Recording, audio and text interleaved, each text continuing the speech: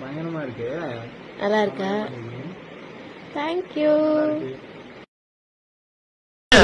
அதெல்லாம் அட்ஜஸ்ட் பண்ணிக்க மாமா, அப்படி இப்படின்னு இருக்கத்தான் செய்யும்.